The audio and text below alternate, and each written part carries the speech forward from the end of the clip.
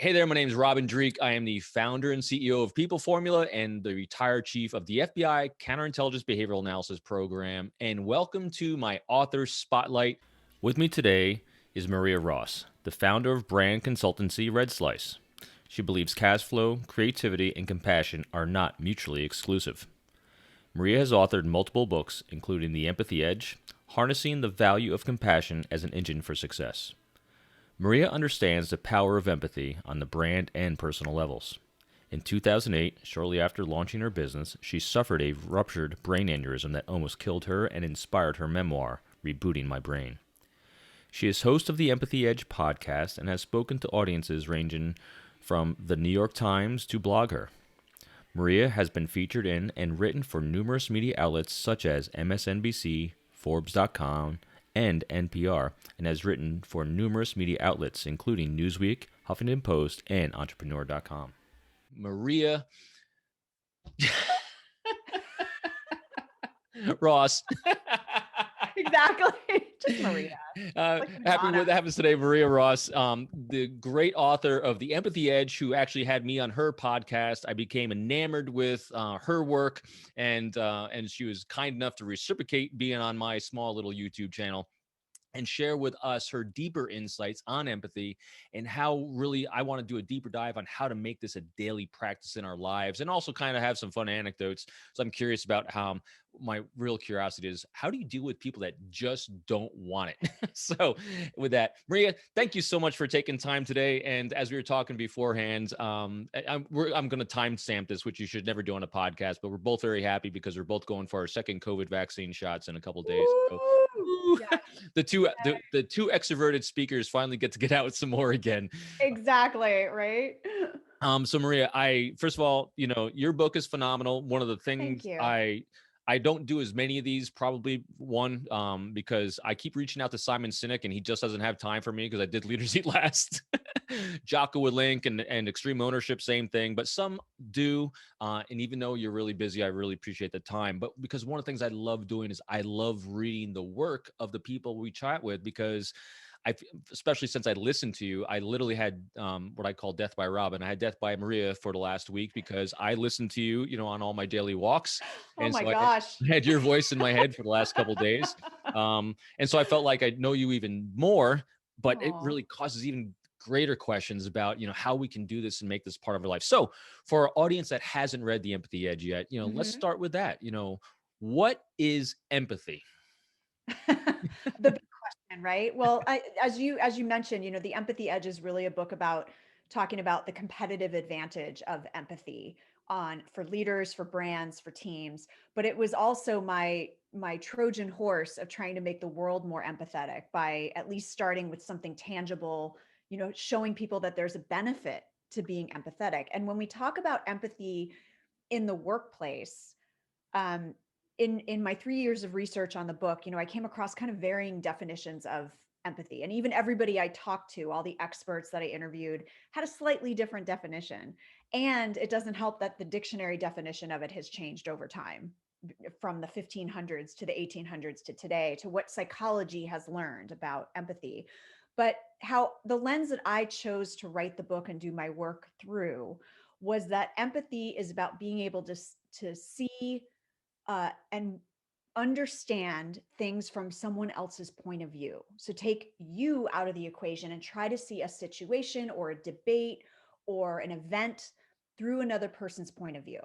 And in some cases, where appropriate, to feel those feelings if you can relate. But empathy doesn't require you to have to actually have gone through something exactly like that person has gone through.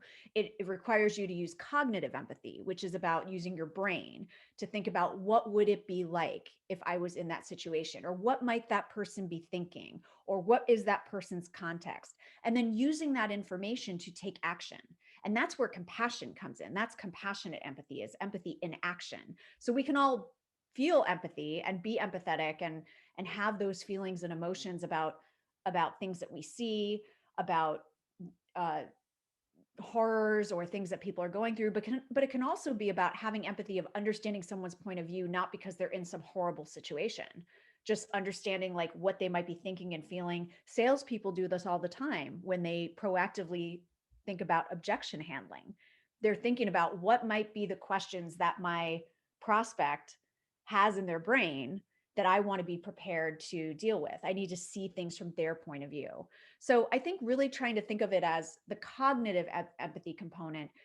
When people feel what someone else is feeling, that's more the affective or emotional empathy. That's where it's like the labor pains of the husband feeling the labor pains when his wife is going into labor. You physically have a reaction. But if we can just start with getting people to get the right mindset with the cognitive empathy, that sort of transforms people from the outside in. And it can lead to them really having a gut reaction to what the person is seeing or feeling or thinking. It's really just about being able to look outside of yourself and your agenda. I know this is like your sweet spot, right, Robin? But being able to see things outside of what you're trying to accomplish and understand the other point of view. But it doesn't mean agreeing with somebody. It Right. doesn't mean caving in. It doesn't even mean being nice. So it's really just about taking that perspective. And that's the lens through which I researched the book and wrote the content. Yeah, I love that. Anytime that we talk about what some people call, and you even said it in your book, it's soft skills. People think soft skills means soft. No, it just means understanding. There's a big difference between soft and understanding. So Yeah. one of the things I'm also curious about, your start of the story is extremely compelling, because of your brain aneurysm you wound up having, and the impact that the care providers had on you, and how empathetic they were for you, and I loved your story about how the one hospital, focuses on empathy first for customer service because it creates the brand. When you're in a marketplace where there's a million people that look the same, what makes that difference? And empathy does make that difference, and you experience that. But also in my own life, I get asked the same question: what was that pinnacle moment? And I always say there was no one pinnacle moment. There's a lots of pinnacle moments, which built upon that. So same Mm-hmm. to you, what was it? Because I knew that one experience couldn't have been it for your discovery of the power of empathy and wanted to make it a part of Yeah. your life, and made it your purpose in life. What other ones, maybe prior to that or even since then? Yeah, I think because my entire career, for the most part, has been either in management consulting or marketing. And that I never called it empathy then, but it was this curiosity and this desire to understand people that I was told, oh, you can never get through to them, or, oh, they're going to be difficult, or they're going to put a wrench in things, or, just don't even bother asking for permission from these other people. Just move forward with what you're doing. But every good marketer knows that empathy is the linchpin of success, because you can't create messages or products or services that appeal to someone if you don't understand their point of view, if you don't understand their needs, their values, their aspirations. So whether marketers call it empathy or not, that's what they're engaging in when they build, ideal customer avatars, or they do customer insight focus groups, or they do a survey and they're trying to understand what their customers are thinking and feeling so that they can create the right marketing to resonate with those people and actually fulfill their needs, right? Not even about like trying to lie to them, but actually, oh, you have a need and this is how you express it. This is how we need to talk. So that was always present in my career in terms of being successful around, who are we talking to? What are they thinking? I do this in my brand strategy practice with my clients, is really getting them partly to use their imagination and common sense, but then also to try to interview a few ideal customers or ideal prospects and really try to understand their point of view. Not, do you like our product? Yes or no. That's not a customer insight, right? But what are the problems that you're facing? What are the challenges? What is the value that you see in our product? What benefits does it deliver to you? And you may uncover these needs and these aspirations that you never even thought about because you were so busy looking at things from your point of view. So I think that my whole career in marketing has been a setup for this, and really trying to understand what was that secret sauce that made things work when I would do them, made things successful. And then on the personal front, just several years ago, I was really left shaken by a lot of the very visible leadership scandals in our world, in our country, in business. And at the time, my son was 2.5, and I was trying to teach him values of empathy and compassion. And I really felt bereft because I thought, why bother if all the leaders around him are not exemplifying these values? So I started researching could we convince people that empathy is actually good for them, right? Could we put ketchup on their vegetables and make them eat something that was good for them? And the data and the research show that empathy does improve the bottom line. It does make leaders more successful. It does cause more innovation if you have an empathetic culture, which makes sense because if you see, hear, and value people, they're going to do their best work. They're going to be free to be creative. They're going to be free to invent, and you're going to have a much better work environment. So all of these things were these different threads that pulled together for me, including the experience that I had in the hospital, where that was my first aha about, oh, you can operationalize empathy. You Hmm. can actually, it's not just about hiring a bunch of really nice people. It's about putting policies and practices and training and communication in place to foster it, to reward it, to encourage it, to acknowledge it. I love that phrase, operationalize empathy. Do you remember your first time you consciously operationalized empathy? I don't know if I do. I mean, I think, like I said, as I kind of looked back in my career, especially when I started embarking on the empathy research, I realized that when I was successful, for example, I was a management consultant with a big six management firm eons ago. And I was in change management, which meant that my role was to represent the user, represent people in any new implementation. And that meant I had to get to know the technical folks. I had to get to know the programmers. I had to get to know the technicians and the technologists and understand what was their intent when they created this technology.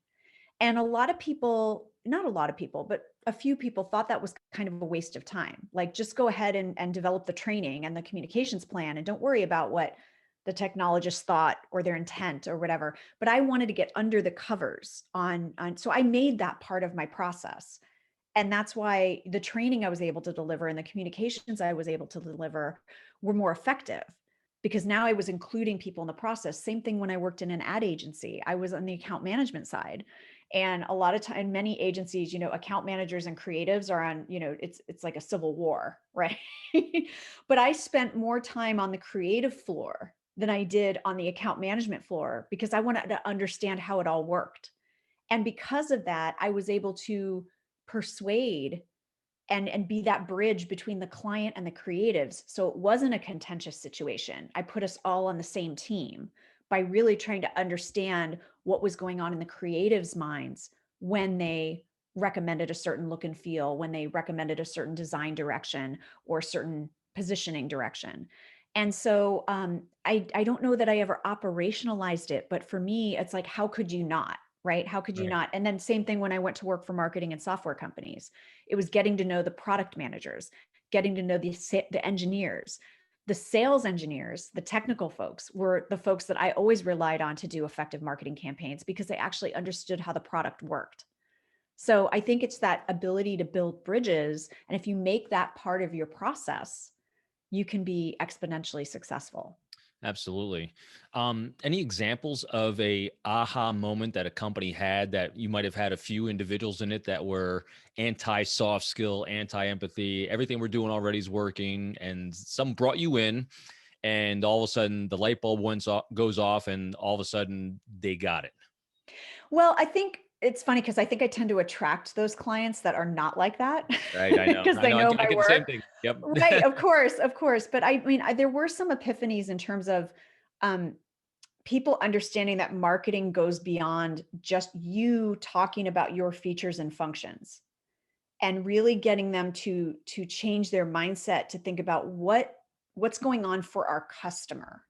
Right? What do they need? What do they feel? What do they want? And that has led to epiphanies with a lot of my brand strategy clients where it's like, oh, we thought we were in this business, but we're actually in this much more purpose driven business. We thought we were in the HR software business. We're not. We're in the business of helping communities thrive because we find people jobs. Right. That different mindset. And that was the aha, because often I always get a few skeptics in the room in my brand workshops that are like, I don't even understand why I'm here. Marketing is all fluff. Like, I'm a technologist, I'm a sales engineer, I know, the way we should be talking about our product. Being able to get them to change their mindset and realize that if you're going to have an effective story, it's got to appeal to logic and emotion. even in a B2B sale. And it was like watching that light bulb go off, and then those people become the biggest champions of the brand strategy going forward. That's always been really exciting to me. It is exciting when you see those light bulbs going off. Yeah. The other thing that struck me too, you gave some great examples in your book of industries that had some great turnarounds. I still love the one about the collectors, The whatchamacallit, collection agency. the collection agency, Yeah. using empathy, and they had, what was it, 30 or 35% increase in the ability to have collections. 30 to 35% over the industry average. Yeah, that was Yeah. crazy. I mean, Yeah. look, I remembered it was so amazing to me. So hopefully that's validating. I listened. Yeah, um, absolutely. so I'm curious, what industries have you found to be the most resistant, do you think? I mean, and granted, I know you don't see the resistant ones because generally if Mhm. they're looking for empathy, they already have what it takes. The bedrock's there and they just want to expand. Yeah. What do you Yeah. think, what industries do you think are the most reticent that could benefit by having more of it besides politics? Right. Besides politics. I think that, what's interesting is w- instead of answering it that way, answering it in terms of the ones that I think they're doing it. Yeah, it's better. I And like that better too. yeah, because, it's like, if you look at financial services, there's such a veneer of empathy that they're there for the customer and to help the customer's dreams come true and to enable them to buy their house and start their business. And granted, they can't make poor business decisions. But the way this goes back to the operationalizing empathy, the way their customer service processes are set up, this whole mantra of our customers the most important is it gets shown to be false, because just the way they set up, like how you can get help, how you can get support, how their systems on the back end are integrated so that you can talk to one person and get a full picture of all your accounts at a given financial institution, right? All of those things are operationalizing empathy, saying, let's look at the customer's experience from start to finish. And what do we need to do on the inside of the company to enable that to happen? So they have big budgets and they spend a lot of money on advertising and marketing, saying that the customer is number one. But if they actually invested more of that money into making the customer experience empathetic, they would actually go a lot farther. And now, I'm not saying most of the major financial services institutions are very profitable and they're doing fine, but they could be doing so much more if they went beyond. That's what I talk about, the empathy veneer. If they went on beyond just saying it as a marketing message and actually looking about how the company and the policies and the processes are structured to really be on the customer side. Yeah, make that congruence, because you even highlighted in your book, that congruence between the messaging and the internal culture, because Absolutely. everything has to be congruent. Otherwise, it comes across as fraudulent. Yeah, people always say, what makes people feel creepy when you have incongruence between message and nonverbal body language. So all these things have to be Totally. in congruence, no doubt. Totally. I call it a brand identity crisis, because Yeah, that's when yeah, it's like, when they think it's a marketing problem, that's the problem. And this is why, when I do brand strategy work, I require other people beyond marketing to be part of that conversation so that we get a 360-degree view of the customer and of the company. yep. Because everybody, in the end, at the end, everybody in the company has to live out the brand through everything that they do. It's not just marketing's problem. Yep. That's speaking. That's why we love chatting together, because we speak the same language. Exactly. The other thing that Exactly. really excited me in your book was you quoted one of my favorite quotes and actually made courses around it, and that's the platinum rule. Um, can you tell us, because I know what it is, but can you Mhm. share with others what the platinum rule is? And also, I'm curious where you discovered it, because on my shelf behind me, where is it? This is where I discovered the platinum rule. It's actually From the called the platinum rule. platinum rule. Right, right, So anyway, go ahead. right. Yeah, no, it's funny because a couple people have said, "Oh my gosh, Maria, that's brilliant." And I'm like, "No, no, no, it wasn't me. I didn't come Right. up with that." No, but I came across it and I don't know specifically where in all the reams of research that I did, but I came across it. But it's so articulately said what I was trying to say, which is that, we talk a lot, people people think they're being virtuous by saying, well, we operate by the golden rule, do unto others as I would have done unto me. But actually that means your only frame of reference is you and what you want and what motivates you and how you would respond in a certain situation. Other people are not you. So the platinum rule is do unto others as they would have done unto them. And that's where, our work intersects, because it's about a good leader has to take the time to understand the motivations and aspirations and goals and work styles of everyone on their team. And they may say, well, that's going to take up so much time. Yeah, that's why you're the leader. That's your job, right? Your job is actually not to micromanage everything they're doing.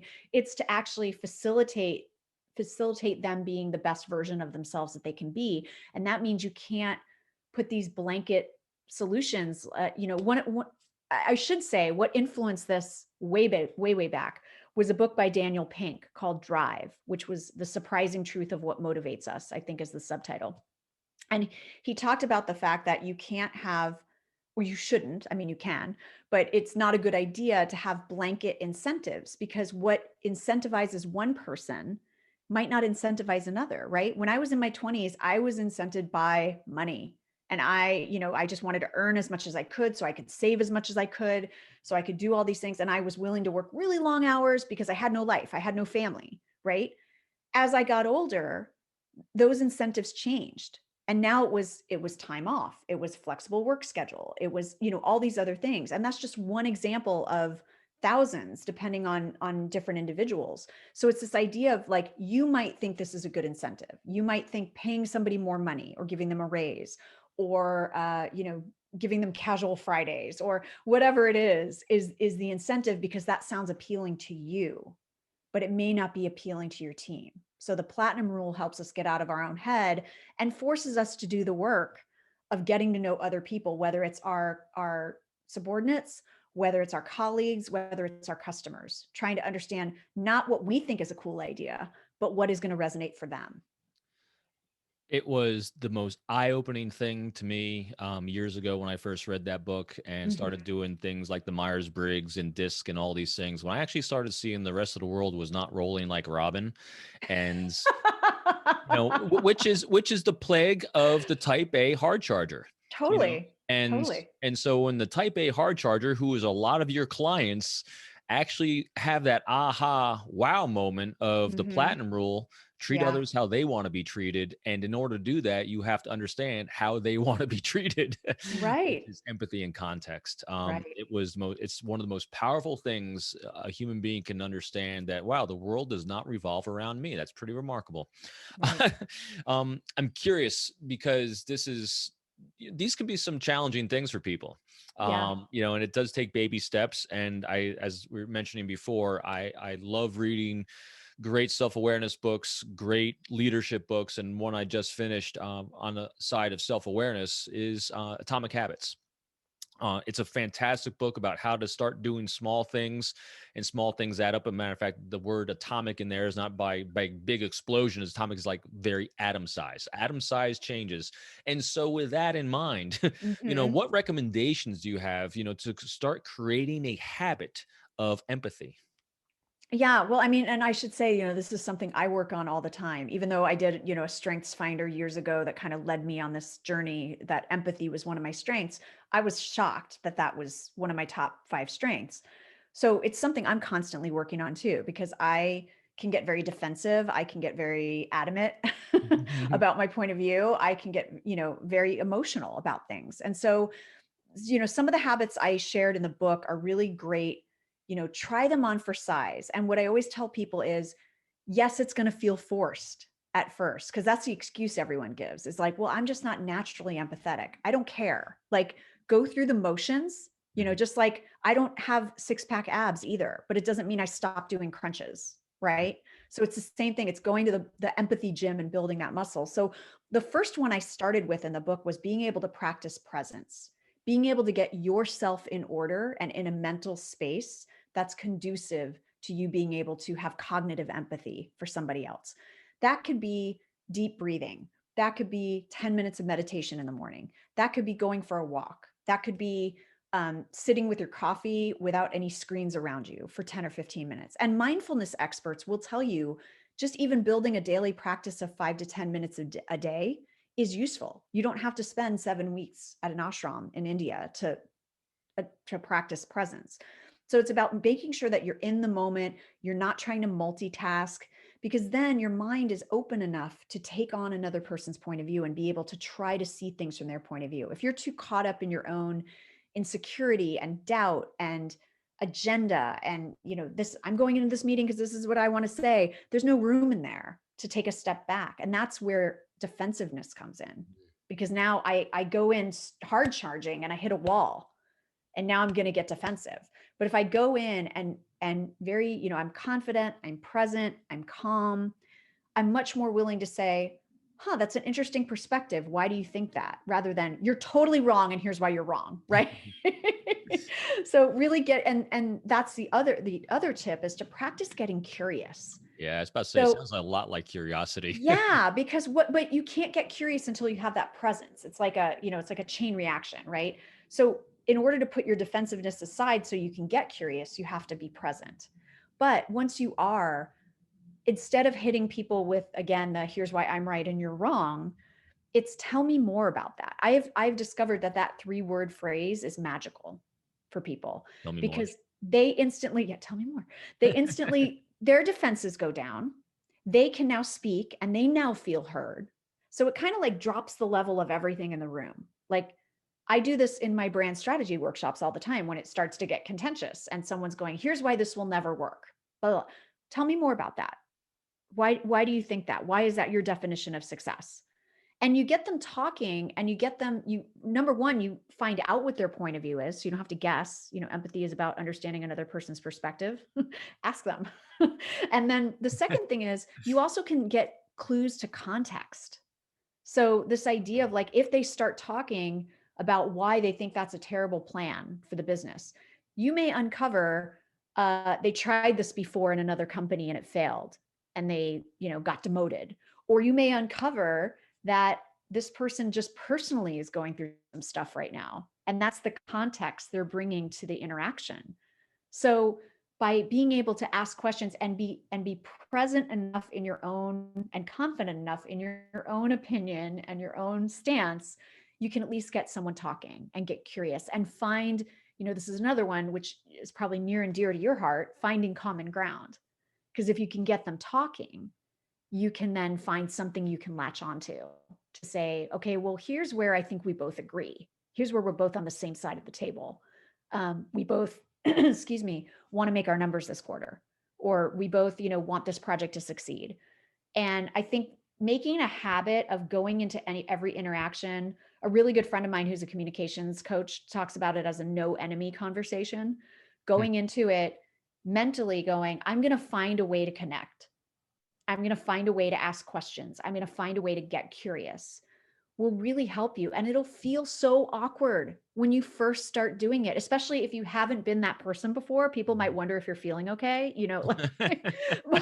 but you have to keep doing it. You can't just try it once and go, well, that didn't work, right? Again, it's going to the gym. You do 1 day of sit-ups. Oh, darn, I don't have 6-pack abs. This is useless, right? So it's being able to get comfortable. And I can say personally, like, one of the big ones I do is try to practice active listening, because you can tell I'm a talker, right? And I want to over explain my point of view because I really want to make sure you understand. But I have an internal shusher that's like, okay, it's You said that time. in the book. Stop. Sure, sure. Yep, Yeah. you said it in the book. Stop. Just stop talking. Let the person talk. Yeah, it's funny. That came up on another interview I did not too long ago. And when I used to sit in meetings with my behavioral team, I would write on top of the page, shut up, shut up, shut up, shut up, shut up, shut up, shut up. Just remind myself just to shut up. Whatever you have to do, right? Like that. And that's the thing is and you get better at it, like the muscle memory. So, now when I'm in meetings where I know I'm going to get riled up because I know they're going to try to convince me to do the thing I don't agree with that plan or whatever. It's the deep breathing. It's the like, wait a second, like it's okay, let's try to find common ground. But those are like mantras. You've got to like repeat to yourself over and over again until it just becomes part of how you operate. Absolutely. And I know for me, like even the asking questions, when I'm starting to see red, I have now trained myself to stop and ask a question to make it go away. Right. But that took time. So I'm curious, you're bringing out a lot of amazing skill sets that you've had and developed over time. and you do market strategies. If you didn't do that, what would you do? I have a couple ideas in my head what you could do. What would you have? And again, this just what popped into my head because I didn't tell you ahead of time. But I'm curious, what would you have done if you didn't do this? If I was not in marketing, it's really funny. I would have been an actress. I was a professional actress when I was a kid Hmm. because I love stories. And Hmm. that's the common thread across everything that I love doing in my life, whether it's marketing, brand strategies, writing, speaking. I anything that helps us create a story that connects us and humanizes us. And this is why, another great nugget for practicing empathy is to, when you're able to go to live theater or watch documentaries or watch shows or read books or consume music or art made by people who are not like you. Right. It starts to stretch that empathy muscle. And so I have just really become over my life convinced in the power of story. And science and psychology is showing that that's true, that when we actually engage in a story about someone personal rather than some large, overwhelming statistic, we are more inclined to act. We're more moved, and we seek connection more because then now we can understand someone at a very human level. So I think anything related to storytelling probably would have been in my cards. And no doubt amazing at it, but at the same time though, all your skills at empathy and everything you're describing would make you a phenomenal interviewer for anything, whether you're an investigative reporter, FBI agent. Yeah. Yeah, I mean, you'd be phenomenal at it just because few people have the ability to do what you do in that area. Thank you. So it's Thank you. My which mom actually, did want me to be a journalist, so there you go. yeah, and there you go. And also, and I imagine, that ability to have empathy makes you, Mhm. as an actress, would make you an incredible method actress, just because you can really feel the other person before even getting in the role. Um, Yeah, I remember. I mean, I did professional acting when I was a kid, and then I do independent theater and film, as an adult, as I have time with having a 7-year-old and running a business. But that's one of the biggest lessons I learned in acting was, when you're playing a bad guy or a villain, you actually don't see them as you're not supposed to see them as bad. right. You're supposed to try to understand the motive behind their actions, and you play that. You don't Yeah. play bad, right? You play like, oh, this person has felt unloved their entire life and felt like they never got what was coming to them, what they were due. And that's what there's always a motive, there's always a context for what a Yes. character is doing. And that's true of life too, right? Like understanding that jerk at the office has a life, is someone's spouse, is someone's parent, is someone's child, and you don't know what they might be going through. The old walk a mile in their shoes and see what decisions you would wind up making. That is the key. People always wonder how, law enforcement gets criminals to confess. They don't judge, Hmm. because you start judging someone, shields up. You Right. won't have trust, you won't have anything. Right. And that's what empathy is. It's understanding the context of someone else. And like you said, it's not judging right or wrong. It's just Right. understanding it. Right. It's the And most not powerful thing necessarily to have. agreeing with it and Yeah. Oh yeah. condoning it. I think that's the thing that stops people a lot, was like, well, if I don't judge it, that means I'm condoning it. No. No. But yeah, I mean, and I'll be completely transparent. Embarking on this research for this book and learning more about empathy than I ever did before, I can look back at the negative relationships I had in the workplace and be like, "Ooh, I should have done this or I should have done that." And that would have been a much more productive and, quite frankly, happier relationship for me to be in at the office. Even when it was like, a boss who wasn't very empathetic, or there's things that I could have done and I could have controlled that I just didn't know. I didn't have those tools back then. That's why life's a journey, not a destination. And also, but that goes to your first thing, mindfulness. Right. Mindful people have the ability to reflect on their impact on others and say, "Ooh," and then own it. Right. Because we can't control anyone else. All we can do is control ourselves. That's it. You'd mentioned before. I was curious. I love documentary kind of TV as well. So I was curious, what kind of take a side trip on this. What are your kind of your favorite documentaries? Oh my gosh. I have Like, to admit, I haven't watched a documentary in a while because I'm what just do you binging watch? Do you on watch Netflix. anything, or maybe you I do, don't? oh, I no, I love British crime dramas. Oh, My you're like husband my and I are wife. addicted.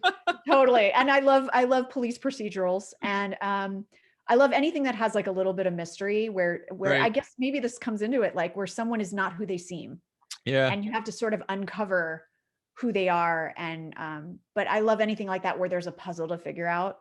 that is But her. Oh my gosh, I'm I, surrounded. you are totally. But I'm trying to think of like some of the documentaries, some of the things that I've read. I mean, like I remember years ago, I was very impacted by reading the book about, I think it was John Krakauer, Under the Banner of Heaven, Oh, about Mormonism, mm-hmm. which I had absolutely no understanding of. Right. And that was fascinating to really like, again, one of those things where you're just trying to understand how someone gets to certain beliefs. And that was really eye-opening for me to read that book and learn about the history of Mormonism and kind of where it comes from, what people believe. And you just have a more three-dimensional view Yeah. of people that you may not have understood before, right? Um, and then I remember a few years back, I cannot remember the name of it, but I used to go to Sundance Film Festival every year. I went like 5 years in a row back in the day when I was single. And I remember there was a documentary I saw about, I think it was about Brazil, and it was about the kidnappings Mm, that are very pervasive. And it really presented the whole picture of that this is not just a good guy, bad guy thing. Like there's a whole ecosystem of economics and right. social classism and everything that go into that. And I remember being so enlightened by that. And so when and I remember also not actually being very interested in going to see the documentary. It was just one we could get tickets for, Right. and we did. And I was totally cracked open by it. So that's what I mean about being able to see things and hear stories and see things from another person's perspective that maybe you didn't think were very interesting at first, or maybe you thought you had it all figured out and you knew how this story was going to end. And then you go and you watch those documentaries or you read those stories or you read that nonfiction or those biographies, and you learn so much more. Yeah, I couldn't agree with you more. They're so enlightening, and I had this epiphany this past year. With all the all the Audible reading I'm doing. Hmm. Especially for the expert, that is constantly talking, likes talking. You're Hmm. forced to sit and listen, and you can't even argue a point.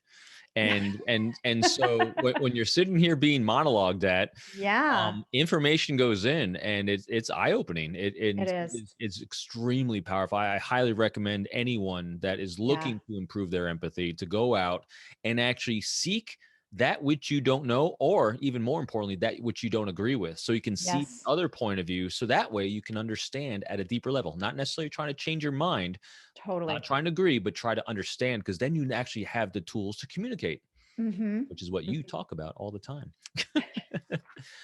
I'm trying to think of anything I didn't cover that you wanted to make sure that we covered that people can walk away with. Yeah, I think, well, you mentioned something when we were kind of prepping for the call about like, what do you do if you're dealing with someone Ah, else who's not yes, I knew there was empathetic, a good one. I right? forgot. That's it. I want And that one. I love that question because this has been like, again, when I look back on my career, the story of like, well, they're not just very nice, so I'm not going to be nice, right? And what I've learned talking about the book and going out and doing these keynotes and things like that, when I get that question, it's to what you said before, is the only person we can control is ourselves. And so my advice is it's not your job, it's not your work to do to make someone else empathetic. Your job is to be a model of how things get done and how to be successful and collaborative. And that way you win. So when you go into the interaction, it's not about trying to change the other person. It's about you trying to be empathetic and understanding their motivations and their context and their goals and being able to work with that so that you can get an outcome. And hopefully in the process, you show this other person that empathy wins, because they're going to be impacted whether they know it or not by you operating in a certain way to then create a result. And so hopefully you change them by simply being a model. And more importantly, you become a model for everyone around you. Again, something I didn't realize till later when I realized this person was not so hard to work with. Why did everybody say this person was so hard to work with? I became a model that, oh, maybe it was them Hmm. that they were interacting in a way with this person. So I got them to change their mindset by simply operating with empathy, simply doing what I did and kind of proving them wrong, and then maybe rethinking, oh, maybe I need to interact with people in a different way, and I can find success that way. So it's your job to be a model and to embody the values and how you want to show up in a relationship. And you'll reap all the rewards that the research shows of trying to be empathetic. But if you go into it thinking, well, I'm just not going to be empathetic because the other person's not empathetic, you're never going to win. You need to, and I hate to say it this way, but you need to be the bigger person, because that sounds very belittling to the other person, but you kind of need to be the adult in the room and come to the engagement and come to the interaction with that mindset. And that's how you may eventually change a person. Model the way, no doubt. Yes. Maria, where can people find out more about you and the great work that you do? Well, they can go to my main hub, which is red-slice.com. My company's called Red Slice. I do brand strategy, consulting, coaching. And then lately, obviously the last few years, I've been doing a lot of keynotes and trainings on developing and strengthening your empathy as a leader or developing an empathetic brand. So folks can find me there. They can listen to the podcast, theempathyedge.com. And I hope they tune in and subscribe and listen to all my great guests like you. Thank you. And of course, they can find the books on Amazon or at their local independent bookseller. Awesome. And I want to thank you very much, Maria. It was a great chat once again, and you left me inspired for the rest of the day, week, and month and year ahead. Good. Thank you. Thank you for having me. My pleasure.